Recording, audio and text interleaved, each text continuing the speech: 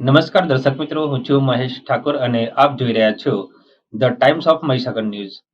નજર કરીએ આજના મહત્વના વીરપુર મુકામે સફા મહિલા વિકાસ મંડળ દ્વારા આયોજિત 9મો સમૂહ લગ્નોત્સવ યોજાયો.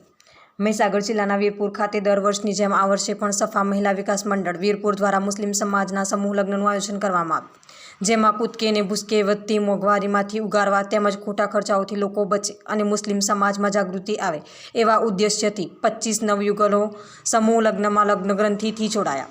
સમગ્ર આયોજન મહિલા સફા વિકાસ મંડળના પ્રમુખ શ્રી સૈયદ બિલ્કિસ બાનુ અબ્બાસી તેમજ આયોજક ટીમ દ્વારા 9મો સમૂહ લગ્નોત્સવ યોજાયો. આ પ્રસંગે પંચમહાલ લોકસભાના સાંસદ રતનસિંહ રાઠોડ, ખેડા જિલ્લા પંચાયત પૂર્વ પ્રમુખ મુકેશભાઈ શુક્લ, મહીસાગર જિલ્લા પંચાયત શિક્ષણ સમિતિના ચેરમેન પિનાકીનભાઈ શુક્લ, ગુજરાત પ્રદેશ લઘુમતી મોરચા જૈનોત દીન અંસારી તેમજ મહિલા સેવા સંઘ ટ્રસ્ટના પ્રમુખ સબાના આરીફભાઈ જેવા મહાનુભાવો હાજર રહી મુસ્લિમ સમાજમાં એજ્યુકેશનમાં ધ્યાન આપવા તેમજ ખોટા ખર્ચાઓથી બચવા અને સરકાર દ્વારા મળતી સહાયનો લાભ લેવા અને એનો યોગ્ય ઉપયોગ કરી પગભર થવા જણાવ્યું હતું. સફા મહિલા વિકાસ મંડળ દ્વારા સૈયદ બિલ્કિસ બાનુ તેમજ તેઓના જ્યેષ્ઠ ભાઈ સૈયદ મુસ્તાક અલીની કામગીરીને મહાનુભાવોને બિરદાવી હતી.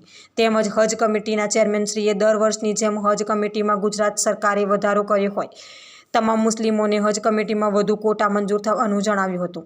તેમજ સાંસદ રતનસિંહ રાઠોડે મુસ્લિમ સમાજના નાના મોટા દરેક પ્રશ્નોની વાચા આપવાની હૈયાધારણા આપી હતી. તેમજ ખેડા જિલ્લા પૂર્વ પ્રમુખ મુકેશભાઈ શુક્લએ આયોજકોની પ્રશંસનીય કામગીરીને લઈને આભાર વ્યક્ત કર્યો હતો. સાથે સાથે નવયુગલોને આશીષ સાથે અભિનંદન પાઠવ્યા હતા. વિસ્તારના પડે સમાચાર જોવા માટે અમારી channel the Times of Mahisagar ન્યૂઝને લાઇક, શેર અને સબસ્ક્રાઇબ કરો.